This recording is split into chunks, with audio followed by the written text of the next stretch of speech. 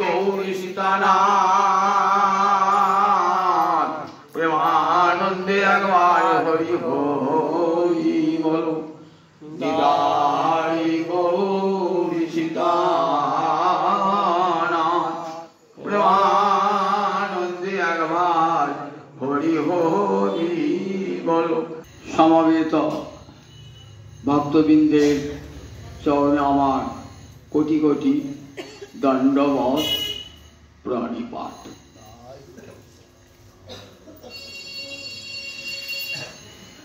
রূপ গোস্বামীপদে রচিত ভক্তি রসামৃত সিন্ধুর 64 ভক্তি অঙ্গের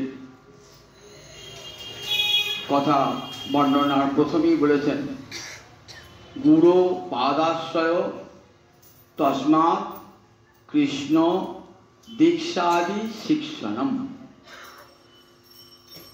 ভজন রাজ্যে প্রবেশ করতে হলে প্রথমেই চাই গুরুর কাছে দীক্ষা এবং তারপর সেই গুরুদেবের কাছেই শিক্ষা। শিক্ষা মানে ভজনের উপদেশ, কিভাবে ভজন করব।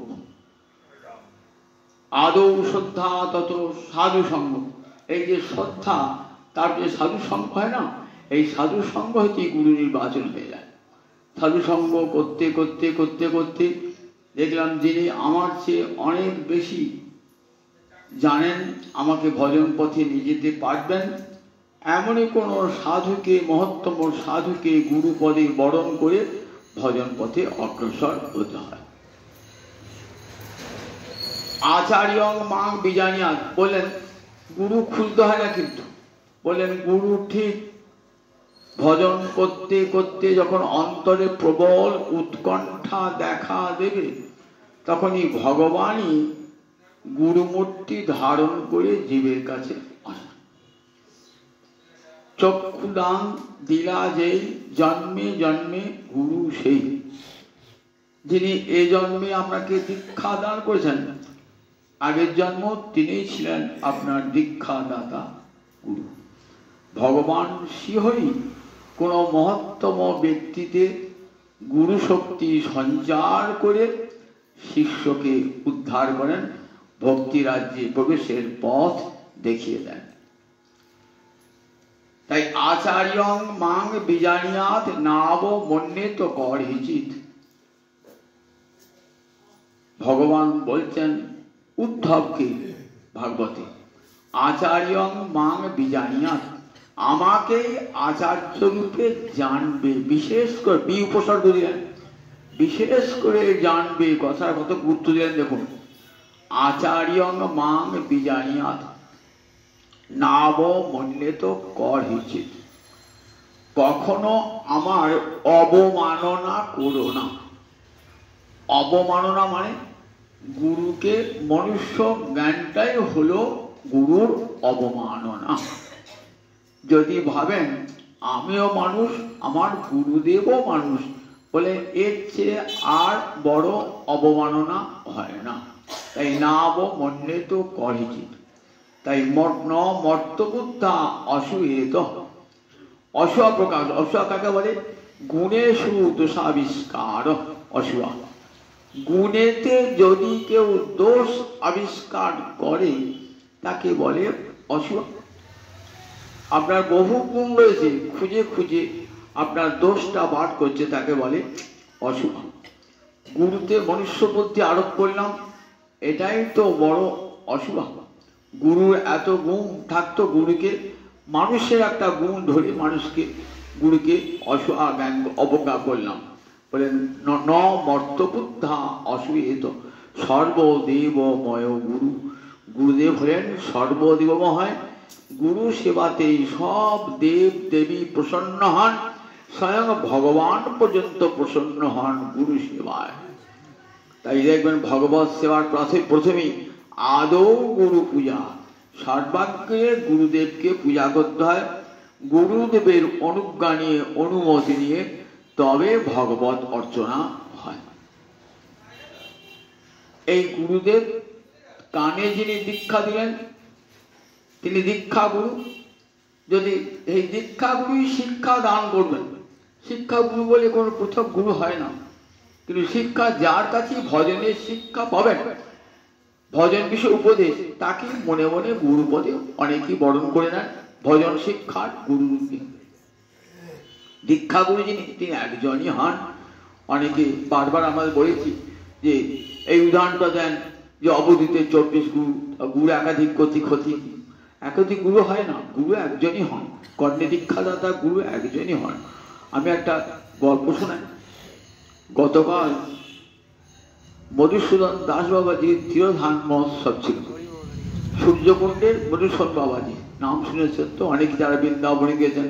সূর্যকুণ্ডের মধুসূদন বাবা, বাড়ি এই বাংলাদেশেই বাড়ি, ব্রাহ্মণ পরিবারে জন্ম। বিবাহের দিন রাত্রেবেলায় বাসর ঘরে কত আনন্দ উল্লাস হচ্ছে বাসর ঘরে, কিন্তু মন যার গোবিন্দ পানে ধাবিত হয়েছে। জগতে কোনো নারী রূপে বা সংসারিক কোনো উল্লাসে তার মন যায় কি?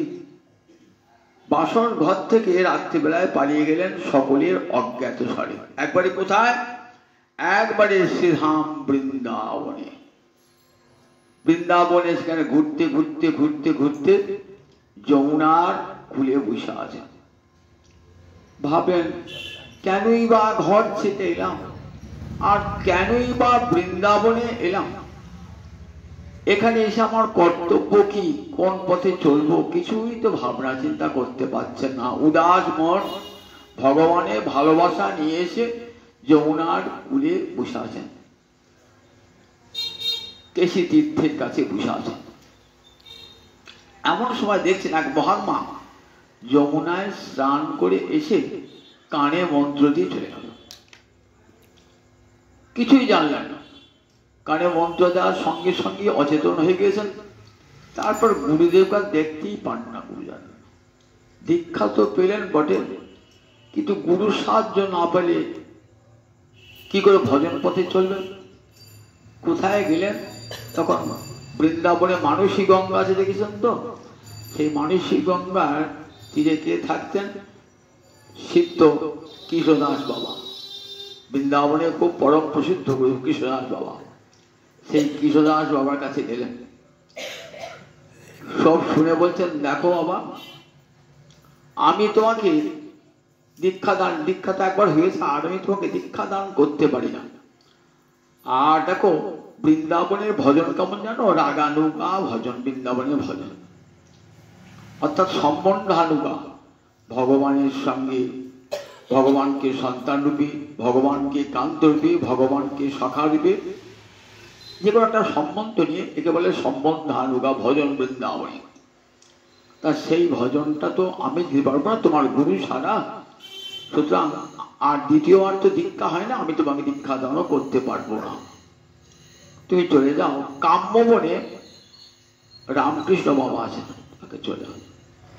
কাম্যবনে গেলেন, সেখানে গিয়ে বললেন একই কথাও তিনি বললেন যে দেখো তোমার যিনি গুরুদেব তিনি না এলে দীক্ষা দান, আমি তোমাকে দীক্ষা দান করতে পারি না। তুমি এক কাজ করো, রাধা কুণ্ডের তীরে বসে রাধাকে ডাকো, তিনি যদি কৃপা করে তোমাকে এই গুরু উপদেশ দান করতে পারেন। মনে ভাবছেন বিয়ের বাসর ঘর ছেড়ে, পিতা মাতাকে ছেড়ে চলে এলাম বৃন্দাবনে, গুরুদেব দীক্ষা দিলেন, তারপর তো গুরুর সত্য দেখাই নাই। তাহলে এখন কি করব? জীবনটা তো আর বৃথা হয়ে গেল। আমি রাধা কুণ্ডের জলে ঝাঁপ দিয়ে প্রাণ বিসর্জন করব। মস্ত বড় একটা শিলা দড়ি বেঁধেছেন, তার সঙ্গে গলায় বেঁধে যাতে ডুবলে আর উঠতে না হয়, বেঁধে জয় রাধে বলে ঝাঁপ করে দিয়েছেন রাধা কুণ্ডে। তারপরই দেখছেন যখন হঠাৎ তীরে যেন কে তুলে দিল, অচেতন হয়ে পড়ে আছে, সঙ্গে একটা তাল পাতার পুঁথি। সেই তাল পাতার পুঁথিটা নিয়ে এসে রামকৃষ্ণ এলেন, আবার পড়ে এলেন সিদ্ধ কৃষ্ণদাস বাবার কাছে। কৃষ্ণদাস বললেন তোমার যে দীক্ষাদাতা গুরু তিনি হলেন গঙ্গা বংশের গোস্বামী। তোমার ভজনটা সেই অনুযায়ী হবে।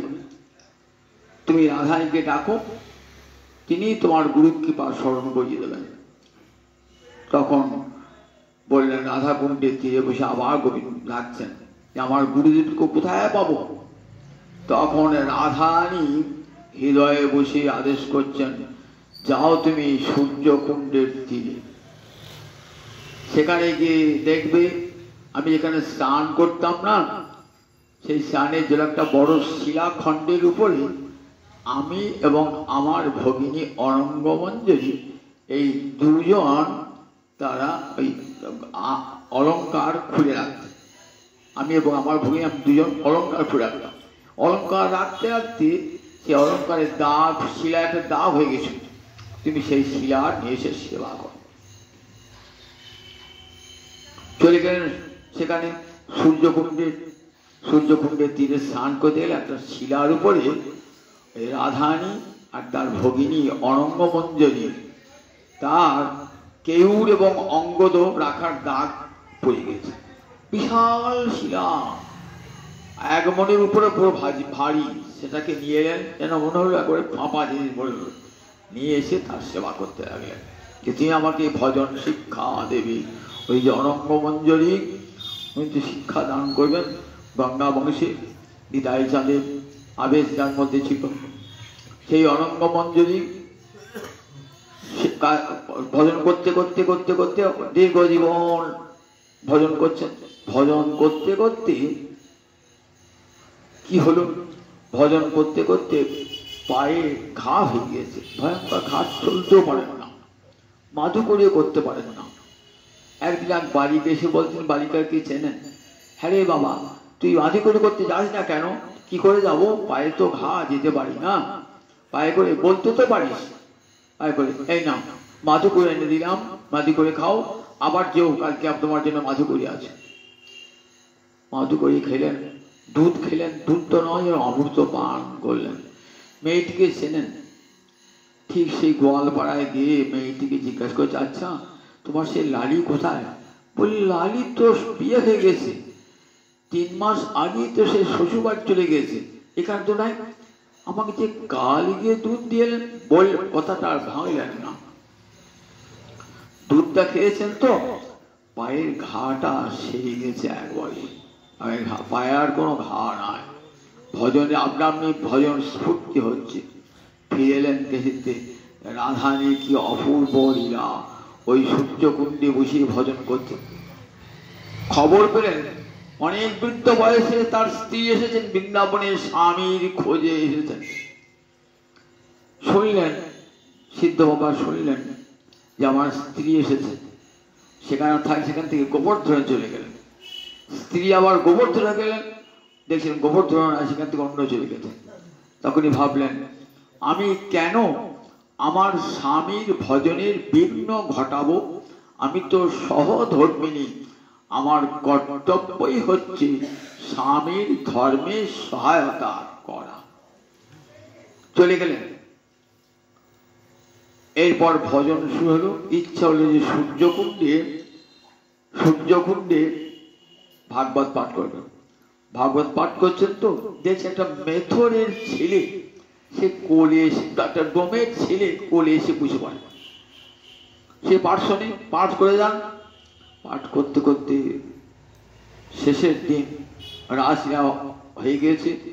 বলছেন, আচ্ছা রাসলীলার অন্তে মাধব কোন কুঞ্জে শয়ন করেছিলেন? যেই বলা সঙ্গে সঙ্গে মধুসূদন বাবার চলে গেল, প্রাণবায়ুটা চলে গেল। চলে গেলেন একবারে গোলকের রাধা গোবিন্দের চরণে চলে গেলেন।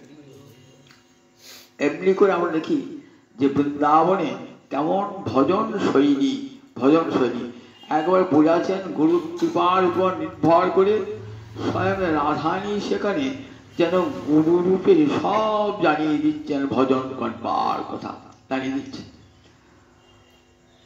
এখানে শ্রীমদ্ ভাগবত তাই দেখি যে দেখো, ভজন গুরুর কাছে দীক্ষা গ্রহণ করে যদি সত্যিকারে ভজন করবার ইচ্ছা জাগ্রত হয়, গুরুদেব অপ্রকট হলেও কিন্তু দেখবেন রাধানী কোনো না কোনো উপায়ে আপনাকে ভজন শিক্ষা দিয়ে যাচ্ছেন। কারণ গীতায় তার বাক্য আছে, দদামি বুদ্ধি যোগং যেন মাম উপজান্তি তে। যারা আমাকে ভজন করতে ইচ্ছা করে আমি কি করি, দদামি বুদ্ধি যোগং, আমি তাকে বুদ্ধি দান করি। আর সেই বুদ্ধির দ্বারা মাম উপজান্তি, উপমানে সমীপে, যা অর্থ গমন করা, আমার সমীপে সে চলে যায়, ভগবানের কাছে সে চলে যায়। কাজে গুরু কৃপা সম্বল করে যদি ভজন শুরু করে, বিনা ভজনে কিছুই হবে না। কোটি কোটি তীর্থ ঘুরে বেড়ালেন, যাগ যজ্ঞ করলেন, এখানে হত্যা দিলেন, সেখানে হত্যা দিলেন, কোনো ফলই হবে না যদি ভজন না থাকে। গুরুর কাছে দীক্ষা গ্রহণ করলাম, অথচ ভজনের নামটি পর্যন্ত নাই। আমি এখানে সেখানে প্রসাদ খেয়ে বেড়াচ্ছি, দেখছি না যে আমার গুরুর কি আদেশ আছে, গুরুর কি নির্দেশ আছে, দেখলাম না।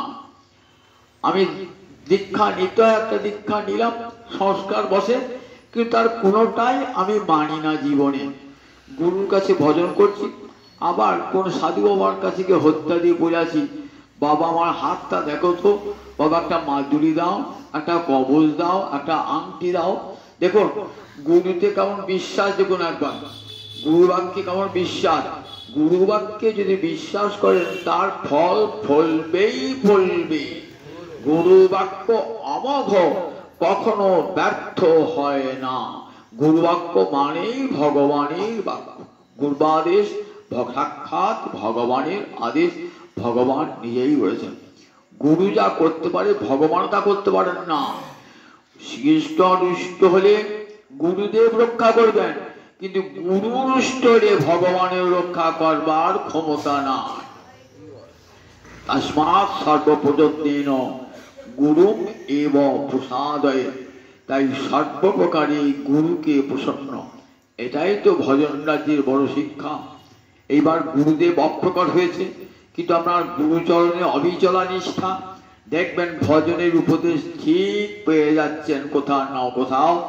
গুরুদেব যে কোনো মূর্তি ধারণ করে আপনাকে ভজনের উপদেশ দিয়ে যাচ্ছেন।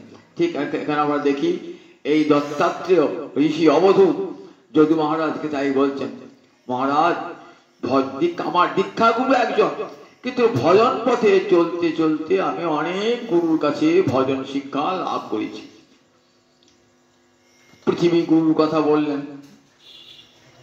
তারপরে জল গুরুর কথা বললেন, তারপরে অগ্নি গুরুর কথা শুনলেন। এই বলছেন চন্দ্র আমার একটা গুরু। চন্দ্রের কাছে একটা শিক্ষা পেলাম। কি শিক্ষা পেলেন চন্দ্রের কাছ থেকে? বিসর্গাদ্যা শ্মশানান্তা ভাবা জ্যেষ্ঠস্য, বললেন দেহাতস্য আত্মন তস্য দেহস্য ভাবা। বিসর্গ থেকে সৃষ্টি থেকে শ্মশানান্তা, বিসর্গাদ্যা শ্মশানান্তা ভাবা দেহস্য ন আত্মন। বিসর্গ মানে সৃষ্টি, বিসর্গাদ্যা শ্মশানান্তা, সৃষ্টি থেকে শ্মশান পর্যন্ত, মৃত্যু পর্যন্ত ভাবা, যতগুলো ভাব বিকার দেখা দেয় দেহস্য সব দেহে, ন আত্মন সেগুলা আত্মার নয়। ভাব বিকার কি? 6টা ভাব বিকার আছে। কি কি ভাব বিকার আছে? জায়তে, অস্তি, বর্ধতে, বিপরিণমতে, অপক্ষীয়তে, বিনশ্যতি। এই 6টা ভাব বিকার। প্রথম একটা শিশু মায়ের পেট থেকে জন্মালো, জন্মানোর পর অস্থি তার অস্তিত্ব হলো। এইবার বর্ধতে একটু একটু করে শিশুটা বাড়বে, বাড়তে বাড়তে বাড়ার একটা সীমা আছে। 50-এ কোঠায় গিয়ে চলে গেলেন, কিংবা 40 পেরিয়ে 45-50-এ কাছে গেলেন, আর বাড়বে না। এইবার কি হবে?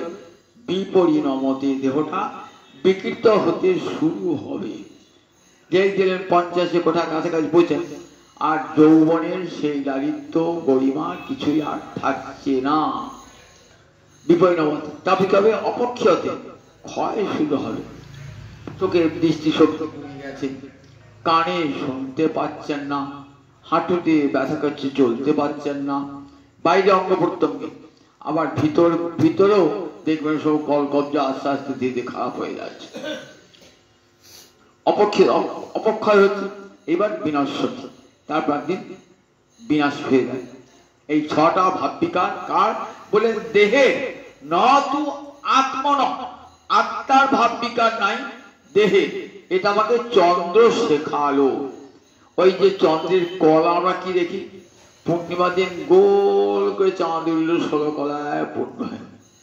প্রতিপদের দিন থেকে এক কলা এক কলা এক কলা এক কলা ক্ষয়তে লাগলো, অবশ্যই কিছুই নাই। তার যে ক্ষয়টা চন্দ্র খেয়ে গেল, চন্দ্র ক্ষয় নাই, চন্দ্রের কলাটার ক্ষয় হলো।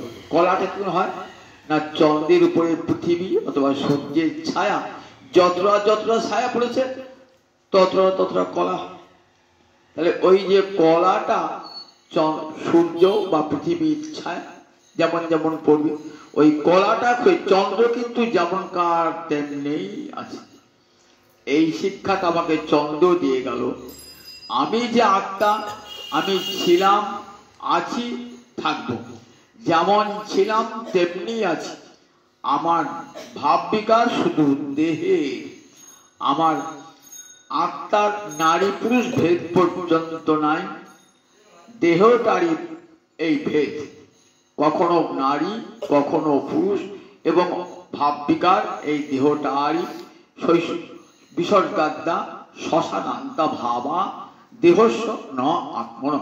এটাই আমাকে শিক্ষা দিয়ে গেল চন্দ্র, আমাকে শিক্ষা দিল। চন্দ্র বলা, চন্দ্র তুমি একটা আমার গুরু হয়ে আসছে, আমাকে শেখালে যে আমি মরি না, আমি যেমনকার আমি বৃদ্ধ হই না, আমি রোগা হই না, আমি মোটা হই না। রাজর্ষি ভরত যে কথা মনে আছে, রাজর্ষি ভরত যখন বাহক হয়ে পালকি বইছেন, রাজা রঘুগণ যাচ্ছেন গুরুদেবের আশ্রমে, পালকিতে চলে যাচ্ছেন। রাজা রঘুগণ হচ্ছেন সুরাট, এখন সুরাট বলে না, সৌরাষ্ট্র দেশ, সেই সৌরাষ্ট্র সে রাজা রঘুগণ যাচ্ছেন কোথায় না, গুরুদেবের আশ্রমে, কপিল আশ্রমে যাচ্ছেন। গুরুদেব কপিল আশ্রমে যাচ্ছেন। কি করে রাজা, তো রাধিকা আমার মধ্যে হেঁটে যাবে না টোটো যাবে? রাজা যাচ্ছেন রথে করে চলে, পালকিতে করে যাচ্ছে, পালকি করে, রথ নাই পালকি, রথ যাবে না, পালকি করে যাবে। পালকিতে যেতে একটা বেহারা অসুস্থ হয়ে পড়েছে। বাহুকে তো সর্দার থাকে, তা সর্দারকে বলতে একটা বাহু জোগাড় করে। সর্দার খুঁজতে খুঁজতে গেছে মাঠের মধ্যে রাত্রিবেলা, কাকে ভাবে দেখছে একটা মোটা সোটা লোক জমির আলের উপর বসে আছে। এই চলো, রাজা যাচ্ছেন, বাহু কাটো, চলো চলো তুমি বইতে পারছো। বড় যাচ্ছে, ভরত তো নিরভিমান, নিরভিমান। সঙ্গে সঙ্গে ভরত কৃষ্ণ প্রেমে বিভোর হয়ে গেছেন, কোনো মান অভিমান কিছুই নাই। চলে গেলে ভরতকে নিয়ে গেল, ভরত পালকি বইছে। অন্যান্য পালকি বাহক আর ভরত তো এক নয়। অন্যান্য পালকি বাহক এমন করে মরমর করে যাচ্ছেন, অনেক পোকা মাকড় পায়ের চাপে মরে যাচ্ছে। কোথাও তুলসী গাছ থেকে পা মারিয়ে দিয়ে চলে যাচ্ছে। ভরত কিন্তু দেখতে যাচ্ছেন, দেখছেন যেখানে তুলসী গাছ আছে পাটা চলে যাচ্ছে। আবার যেখানে দেখছেন পোকা মাকড় আছে না, সেখানে খুব পাটা চাপ দিচ্ছেন যাতে মরে না যায়। ফলে পালকিটা ঠিক সমানভাবে যাচ্ছেন, কোনো জায়গায় দুলছে, কোনো জায়গায় হেলছে, কোনো থেমে যাচ্ছে। বলছে এই পালকি আপনাকে হেলছে কেন, দুলছে কেন, থেমে যাচ্ছে কেন? তখন অন্যান্য বাহকেরা বলছে আমাদের জন্য নয়, ওই মোটা লোকটা সেটা করতে গিয়ে ওর জন্য হচ্ছে। খুলেছেন পালকির দরজা, লোকটাকে বলছে আমার তো পালকিটা, যে বলছে এই তোমার খুব ক্লান্তি লাগছে না? ঠাট্টা করে বলছে, এইটুকু পথের তো খুব ক্লান্তি লাগছে না? তোমার চেয়ারটা মোটা সোটা তো, তাই খুব ক্লান্তি লাগছে না? বলছেন দেখো আমি রাজা, কিন্তু মনে আছে তো আমার পালকি যদি ঠিক মতো না যায় না, তাহলে আমি তোমাকে কিন্তু জানো আমি তোমাকে কি করতে পারি, তোমাকে দণ্ডদান করতে পারি। ভরত সব কথাগুলি, আরো অনেক কথা বলেন, ভরত সব কথাগুলি শুনে গেলেন। যে বলছে রাজা আমি মোটাও নাই আমি রোগাও নেই।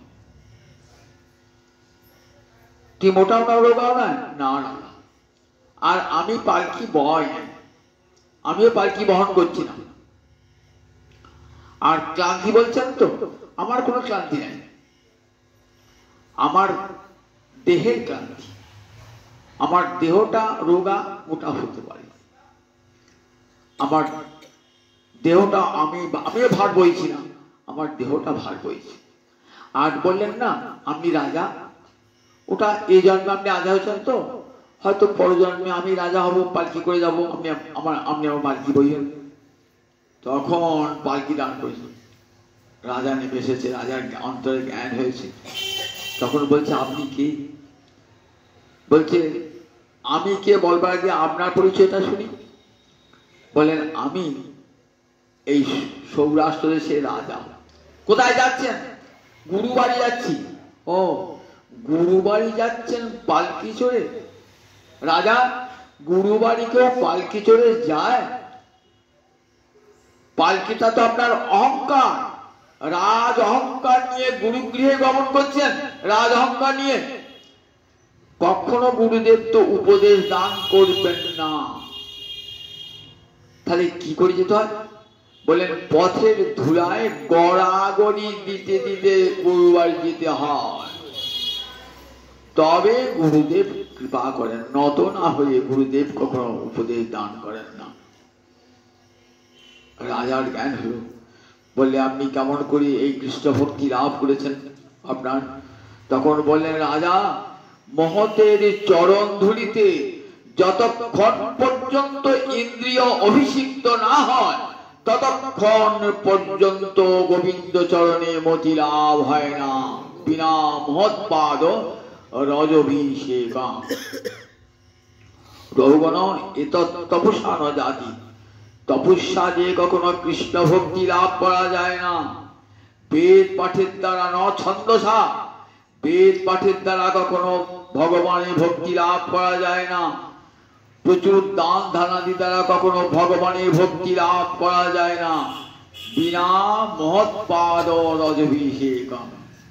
মহতের চরণের ধুলা অঙ্গে মাগলে তবে কৃষ্ণ ভক্তি লাভ হয়।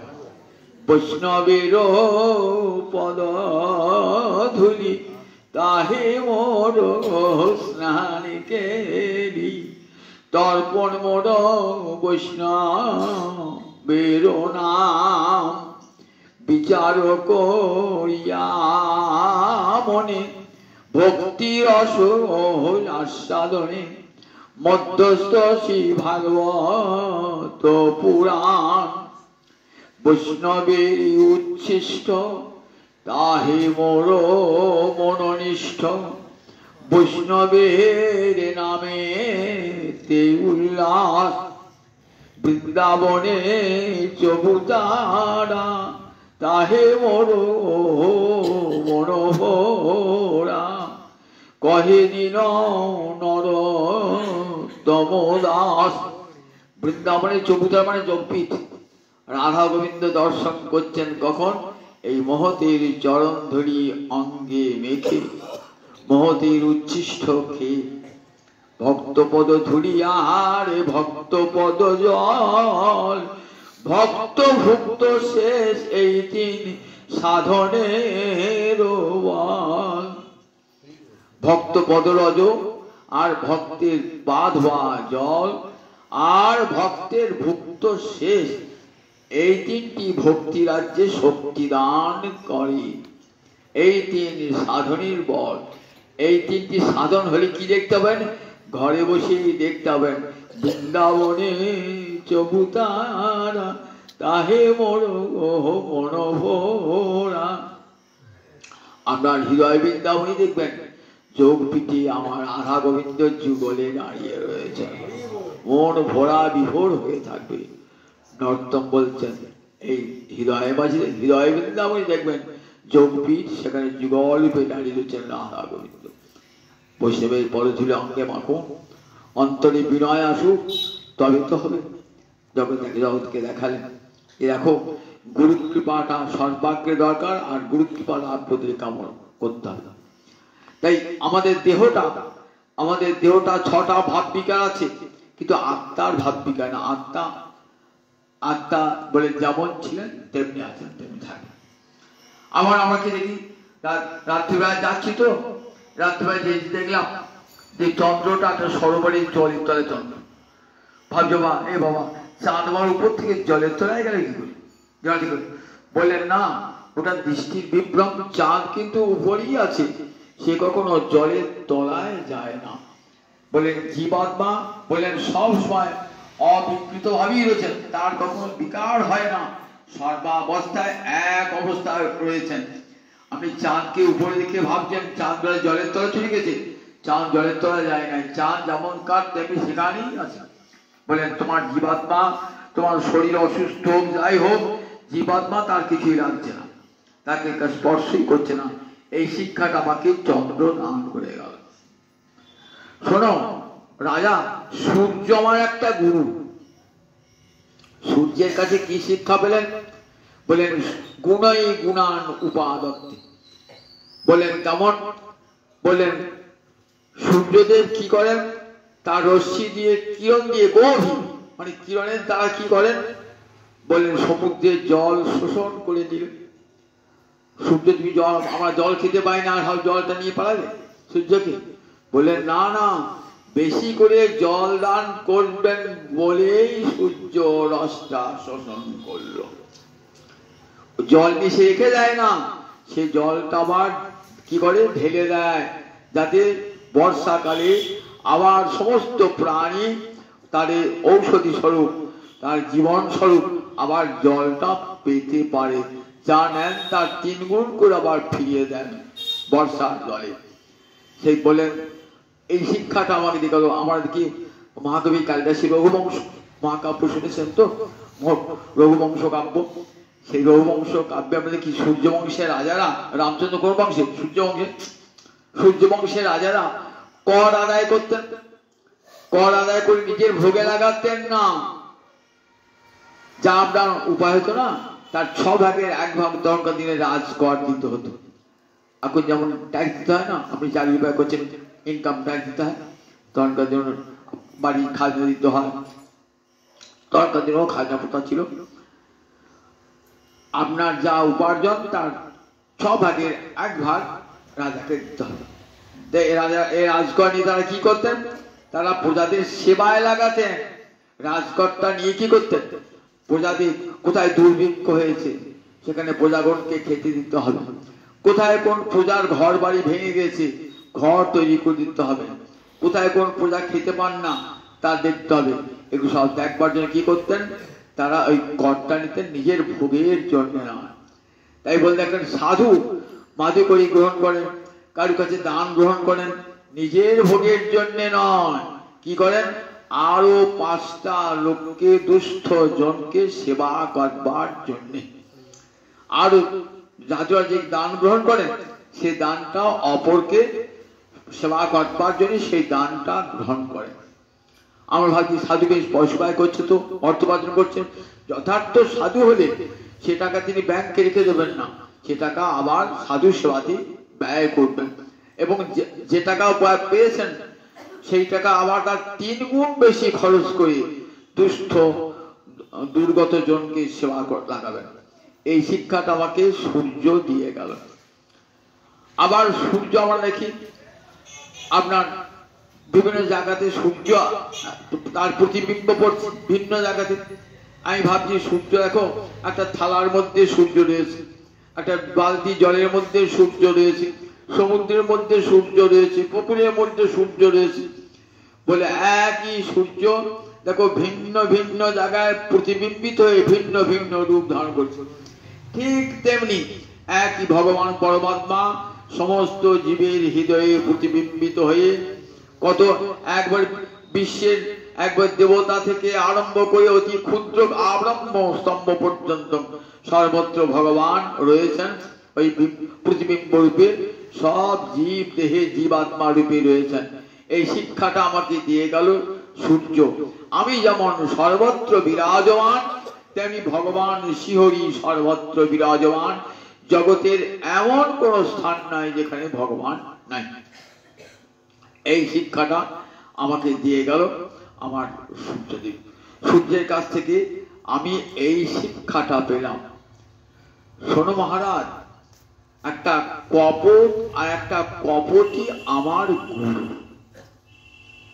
কপট মানে পায়রা আর কপটি মানে স্ত্রী পায়রা। তা এই শিক্ষাটা আমাকে কি দিয়ে গেল? নাতি স্নেহ প্রসঙ্গ বা কর্তব্য কাপি কেনচিত। বললেন খুব বেশি স্নেহ সংসারের পরিজনদের প্রতি ভালো নয়, আর খুব বেশি আসক্তিও ভালো নয়। তাহলে কি করতে হবে না, কুর্বন বিন্দে তো সন্তাপম। ওই কপট ইব দিনধি, কুর্বন বিন্দে তো সন্তাপম। ওই কপতি যেমন সন্তাপ ভোগ করেছিলেন, ঠিক তেমনি সন্তাপ ভোগ করতে হবে। সংসারের পরিজনদের যদি অতি ভালোবাসেন না আর তাদের প্রতি যদি অধিক আসক্ত হন, তাহলে কি হবে? আপনাকেও এই কষ্ট ভোগ করতে হবে। কিরকম শোনো, আমি দেখছি আগে একটা গাছতলায় বসে আছি। গাছতলায় দেখছি যে কতগুলো শাবক উকি ঝুঁকি মারছে। কি জন্যে না, তার মা আর বাবা কখন আসবে। ওই গাছের উপরে একটা কোটরে আমি দেখেছি একটা কপট আর এক কপতি পরম সুখে বসবাস করতো। তারা স্বামী স্ত্রী একসঙ্গে ভোজন, একসঙ্গে গমন, একসঙ্গে নৃত্য উল্লাস সব করতো। তারা যথা সময়ে তাদের কয়েকটি অন্ড প্রসব করে কপতি, এবং সেখান থেকে সুন্দর সুন্দর ছানা বার হয়। তারা খেলতো, ছুটতো, আর কপতির মনে খুব আনন্দ হতো নিজের সন্তান দর্শন করে। অন্তরে খুব আনন্দ অনুভব করতেন, নিজেদিকে খুব সৌভাগ্য গর্বিত বলে ভাবতেন। এইবার সংসার বাড়লে কি হবে, তাদের তো আহার আদি জোগাড় করতে হবে। তাই কি করতেন, ওই ছেলেদিকে আনন্দ করবার সময় ছিল না, কপত আর কপতি দুজন বেরিয়ে পড়তেন ওই ছেলেদের আহার, বাচ্চাদের আহার জোগাড় পাওয়ার জন্য। সকাল থেকে এখানে সেখানে 5-6টি বাচ্চা, তাদের আহারটা সামান্য একটু আহার আনলে হবে না। আগে নিজেদের ছোট করে জানতো, নিজেরাই খেতেন। এখন নিজে খেয়েও আবার নিয়ে যেত বাচ্চাদের জন্য, নিয়ে আসেন এমনি করি। আর সন্ধ্যা হলেই বাচ্চাগুলি উকি ঝুঁকি মারে, কখন আমার বাবা মা আসবে আমার খাবার নিয়ে আমার ঠোঁটে ঢুকিয়ে দেবে। কিচিরমিচির করছে, খুব ক্ষুধা পেয়েছে। বাবা মায়ের ফিরতে দেরি, 5 জায়গা থেকে কাহার সংগ্রহ করতে হচ্ছে, তো দেরি হয়েছে একটু। ওই ব্যাগটা ঠিক সেই সময় একটা জাল পেতেছে। জালেতে কি দেওয়া থাকে, চার দেওয়া থাকে আর আটা দেওয়া থাকে। চারটা খেয়ে আসবে, পায়ে আটা লেগে যাবে, আর উঠতে পারবে না। খিদে পেয়েছে তো তখন তার চিন্তা করার ক্ষমতা নাই, এটা জাল না ফাঁদ পড়বো নাই। ওই খাবারটা খেতে এসেছে আর পা গুলি সব আটকে গেছে, তাতে পড়ে গেছে, আর তোরবার ক্ষমতা নাই। কপতি এসে দেখছে আমার ছানাগুলি একটু আর আমার বাসাতে নাই, সব ওই জালটায় পড়েছে এবং ধীরে ধীরে মৃত্যুবরণ করেছে। চেষ্টা করলেন, যেগুলি বেঁচে ছিল বার করবার চেষ্টা করলেন, সে তো নিজেই জালে, কপতি নিজেই তো জালে পড়ে গেল, সে আর বাঁচাবে কি করে? দেখেন, এ সংসারে পিতামাতা ও তার সন্তানকে বাঁচাতে পারে না। প্রহ্লাদ বলেছেন না, জগতের সব পিতামাতা ভাবেন আমার ছেলেকে আমি বাঁচাবো, যত বড় কঠিন হোক না কেন আমি বাড়ি বিক্রি করে টাকা ভিক্ষা করে আমার ছেলেকে বাঁচাবো। পারে? বালস্য নিহ শরণাং পিতরু। প্রহ্লাদ বলছেন, হে সিংহদেব, কার জগতে পিতরু? কোন পিতামাতার ক্ষমতা নাই তার সন্তানকে রক্ষা করে, মৃত্যুর হাত থেকে রক্ষা করে। শত চেষ্টা করলেন কপতি, কিছু বাঁচাতে পারলেন না। কপত এলো, কপতি সে দেখলো আমার সংসার তো শূন্য, আমার পুত্র চলে গেল, আমার স্ত্রীও চলে গেল, গৃহিণী গৃহ উচ্চতে, কাদিকে নিয়ে সংসার করবো, সুতরাং আমার এই সংসারে বেঁচে থেকে লাভ নাই। এই বলে সে নিজেও দেহটা ওই জালের উপর পড়ল। ব্যাধের তো ভারী হইল, কপত কপতি ছানাগুলি সব নিয়ে চলে গেল। আমি তাকি দেখছি। আমি বললাম, কপত কপতি, আজ থেকে তোমরা দুজন আমার গুরু, আমাকে শিক্ষা দিয়ে গেলে সংসারের প্রতি অধিক আসক্তি ভালো নয়, নিজের মৃত্যুই ডেকে নিয়ে আসে। নিজের মৃত্যু শুনে যদি কোন স্বজনের মৃত্যু হয়, কি হয় অন্তরে কেমন এমন ব্যথা হয়। শাস্ত্রে বলেছে যে সন্তান জন্মালে কেউ, সন্তান তো মিত্র নয়, সন্তান শত্রু। কিরকম দেখুন, জায় মানে হরের জায়া, সন্তান যে জন্মালো না, তখন জায়া মানে পত্নী, পত্নীর ভালোবাসাটা কেটে এলো। আগে স্বামী স্ত্রী যখন ছিলেন সব ভালোবাসাটা ভাগ ছিল না, স্বামীকে ভালোবাসতেন। যে একটি সন্তান এলো, ভালোবাসাটা স্বামীর প্রতি একটু কমে গেল, ভাব গেল ভালোবাসা। যায় মানে হরের জায়া, বর্ধমানে হরের ধন। এইবার ছেলে বড় হচ্ছে, তার জামা কাপড় কিনতে হবে, দুধ খাওয়াতে হবে, আস্তে আস্তে খরচ বাড়ছে। এবার ছেলেকে লেখাপড়া শেখাতে হবে, খরচ বাড়ছে। বর্ধমানে হরের ধন, ধন হরণ করবে আপনার, টাকাটা ব্যাংকে যাচ্ছে, অনেক কমে যাচ্ছে, আর জমাতে পারছেন না। মৃয়মানে হরের প্রাণ। হঠাৎ শুনলেন আমার ছেলেটা অ্যাক্সিডেন্টে মরে গিয়েছে। তখন বললো, আমি মরে গেলে ভালো হতো। আর এমন হয়ে যায় পুত্র, এমন দুঃখ, নাচাপত্য সমসুখ বলে, অপত্যের সমান অপত্য শোক, পুত্র শোকের মতো শোক আর জগতে নাই। নাচাপত্য সমসুখ, সেই শোকের আঘাত আর পিতা মাতা সহ্য করতে পারেন না, শোকের আঘাত। তখন অর্ধ বেঁচে থাকলো, ওই অর্ধমৃত অবস্থায়, জীবন মৃত অবস্থায় থাকেন। তাই বলেন যে দেখো, প্রিয় মানে হরের প্রাণা, প্রাণটাই নিয়ে চলে গেল, বাঁচবার ইচ্ছাটাই চলে গেল। নাস্তি পুত্র সমরিপু, তাই ছেলের মতন শত্রু জগতে আর না। যে ভালোবাসা কেড়ে নেয়, যে ধন হরণ করে, যে প্রাণ হরণ করে, তাহলে সে শত্রু নাটো কি? নাস্তি পুত্র সমরিপু, তাই পুত্রের সমান রিপু নাই। বলে দেখা তো ভালোবেসো না, ভালোবাসেই কিন্তু আঘাত পেতে হবে। সবচেয়ে বেশি আঘাত ছেলেদের কাছ থেকে। যে ছেলেকে মানুষ করলেন, সেই ছেলে বড় হয়ে বলে, বাবা বুড়ো হয়েছো, তোমার বৃদ্ধাশ্রমে দিয়ে আসি। কত আঘাত বলুন দেখি মায়ের, বাবার অন্তরে। ছেলেকে, এইটুকু ছেলেকে আমি না খেয়ে খাইয়েছি, আমি বিছানায়, ছেলে মূত্র পরিত্যাগ করেছে, আমি বিছানায় শুয়েছি, এমনি করে দিনের পর দিন কাটিয়ে রোগ হলে পরে সারা দেখেছি। আর সেই খোকা আমার বড় হয়ে আমাকে বৃদ্ধাশ্রমে দিয়ে গেল। অন্য কেউ করলে হতো না, কিন্তু নিজের ছেলে যখন করে, তখন বাপ মায়ের অন্তরে কত কষ্ট হয় বলুন দেখি। এই স্নেহ আসক্তি কখনো, সকলেই জানতে হবে, কেউ আমার আপন নয়। এরা কর্মফলের জন্য, কেউ আমার পুত্র, কেউ আমার কন্যা, কেউ আমার স্বামী, কেউ আমার স্ত্রী, কেউ আমার স্বজন হয়েছে। কাজে তাদের প্রতি আতি স্নেহ কর্তব্য। বলে দেখো, এমন এই যে সুন্দর শেষকালী সুখদেব বলছে, মহারাজ প্রাপ্য মানুষ দেহ, এমন সুন্দর মানব দেহটা লাভ করে যে ভগবানকে ভজল না, মোক্ষ দ্বার অপাবৃতম। এই মানব দেহ দান মানে মুক্তির দ্বার ভগবান খুলে দিলেন। মোক্ষ দ্বার অপাবৃতম মানে মুক্তির দ্বার খুলে দিলেন। খাঁচায় বাঁধা ছিল জীব, এইবার মুক্তি দ্বার খুলে দিলেন। এইবার তুমি মুক্ত হতে পারো। এমন জন্ম দিলাম, ইচ্ছা করলে ঘরে বদ্ধ হয়ে থাকতে পারো, আবার ইচ্ছা করলে পাখা গজিয়ে উঠে চলে যেতে পারো। এই মনুষ্য জন্ম দেখুন এমন সন্ধিক্ষণ না, মনুষ্য জন্মটা এমনই জন্ম না, সবচেয়ে উত্তম জন্ম। কেন মনুষ্য জন্ম? এই জন্মে ইচ্ছা করলে আপনি বন্ধনগ্রস্ত হতে পারেন, আবার এই জন্মে ইচ্ছা করলে আপনি মুক্তি পেতে পারেন। যে প্রাপ্য মানুষম লোকম মোক্ষ দ্বারম অপাবৃতম, মুক্তির দ্বার ভগবান খুলে দেন। এই জন্মেই মানুষ সাধন ভজন করে সংসার থেকে পালাতে পারে, সংসার থেকে মুক্তি পেতে পারে। কিন্তু পশু পক্ষী কীট পতঙ্গ এই অবস্থাতে মুক্তির দ্বার কেউ খোলে না। তারা সাধন উপদেশ, জগতে যাওয়া সব শাস্ত্রের উপদেশ কার জন্য? মানুষের জন্য, দেবতাদের জন্য নয়, শুধু মানুষের জন্য, পশু পাখির জন্য নয়। তাই নরজন্ম কত বড় জন্ম, একবার চিন্তা করে দেখো। দেবতারাও বাঞ্ছা করেছেন, কেন মানবে জনম দিলে না হে, ব্রহ্মাদিদের গণে বলে কেন মানবে জনম দিলে না হে।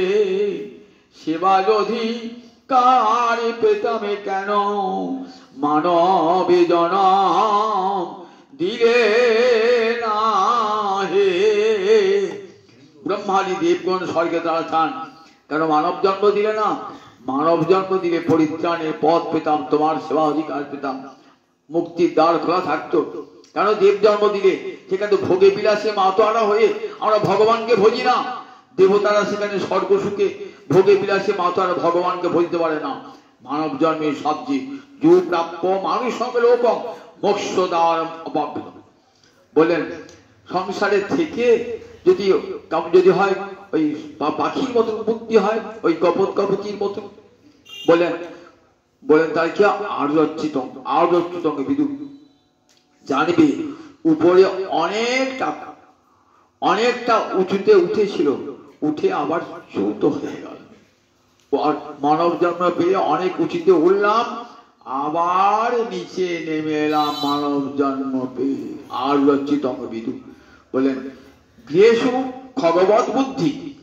বললেন গৃহেতে ওই পাখিটার খগ মানে পাখি, খতে গপন করে বলে পাখি একটা নাম খগ। গৃহেশু বলে খগের মতো আসক্তি হলো, পাখিটার যেমন সংসার আসক্ত, আমিও মানব জন্ম পেয়ে ওই পাখিটার মতন সংসারে আসক্ত হলাম। এমন মানব জন্ম পেয়ে আবার নেমে এলাম। বলে আর তো মানব জন্ম দেবে না ভগবান, একবার দিয়েছিলেন, পরখ করে দেখলেন যে জন্ম বিষয়ে তৃষ্ণা যায় নাই। বিষয় তো সকল জন্মেই বিষয়ে পাওয়া যায়, এই জন্মটাই মানব জন্ম, এই জন্মটাই শেষ জন্ম। যদি ইচ্ছা করেন এই জন্মেতে হেঁটে গোলকে বৈকুণ্ঠে যাওয়া যাবে। মানব জন্ম কত বড় জন্ম, মানব জন্ম। ভগবান মুক্তির দ্বার খুলে দিয়েছেন। যদি আর ভগবানকে না ভজি তাহলে আবার ফিরে আসতে হবে। একটা গল্প শুনিয়ে শেষ করব। ভদ্র মহিলা বৃদ্ধা মারা গেছে। তার তিন ছেলে শ্রাদ্ধ করেছে। মায়ের নাভি কুণ্ডটা এই গঙ্গায় দিয়ে আসতে হবে। দেখেন নাভি কুণ্ডটা গঙ্গা নদী, পবিত্র নদীর জলে যায়। তা গঙ্গা তো বহু দূর, অনেক দূর, প্রায় 300 মাইল দূরে গঙ্গা। তা বড় ছেলে ভাবছে আমার তো বয়স হয়েছে, আমি যেতে পারবো না। মেজো ছেলে ভাবছে আমারও বয়স হয়ে যেতে পারবো না। ছোট ছেলেটা শক্তিবান বলছে বাবা তুই গিয়ে আয়। বেশ ছেড়ে যাচ্ছে। ছেলেটা খানিক দূর গেল, খানিক দূরে 150 মাইল মতো হেঁটে আর হাঁটতে পারছে না। একটা পুকুরের জলে ফেলে দিয়ে চলে এসছে। তাতে চলে এসছে। বড় ছেলেটার অনুমান হয়েছে তুই যাস না, 300 মাইল রাস্তা কি করে, আজকে সকালে গেলি, পরের দিন সন্ধ্যায় চলে এলি, কি করে এলি, তুই যাস না। আমি গেছি বিশ্বাস কর, যাস না। মেজো ছেলে দেখলে ওকে কিছুতেই ওর কথা পেট থেকে বার করা যাবে না। তখন পরের দিন বল দেখ মা আমাকে রাত্রে স্বপ্ন দিল যে তুই একটা পুকুরের জলে এটা নাভিকুণ্ডটা ফেলে দিয়েছিস। তখন ছেলেটা বলছে মা তো বেশ অনেক দূর চলে গেছি, আবার কেন 150 মাইল ফিরিয়ে গেল? আর 150 মাইল গেলি তো মা গঙ্গায় পড়ে যেত, আবার 150 মাইল ফিরে এলো কেন? 150 মাইল গিয়ে আবার ফিরেই আসে। এত বড় মানুষ এত দেখলাম, আবার কিন্তু ফিরে এলাম, পাখির জন্মে ফিরে এলাম, পশুর জন্মে ফিরে এলাম। কত দূর এগিয়ে গেলাম, আর একটু গেলি বলে তো বই করে যেতে পারতাম, কিন্তু আরো রচিত আর এগোতে পারলাম না, সেখান থেকে নেমে চলে এলাম। এই বলছে তম আর কিন্তু সুখদেব বলছে মহারাজ এমন দুর্লভ মানব জন্ম লাভ পেয়ে যা মুক্তির দ্বার ভগবান খুলে দিয়েছেন, সেই মানব জন্ম পেয়েও সংসারে আসক্তি, বিষয়ে আসক্তি কাটলো না। কি দুর্ভাগ্য আমাদের। আবার ওই ফিরে এলাম, আবার কোথায়, আবার পশু জনি পক্ষী জনিতে ফিরে এলাম। জয় নিতাই।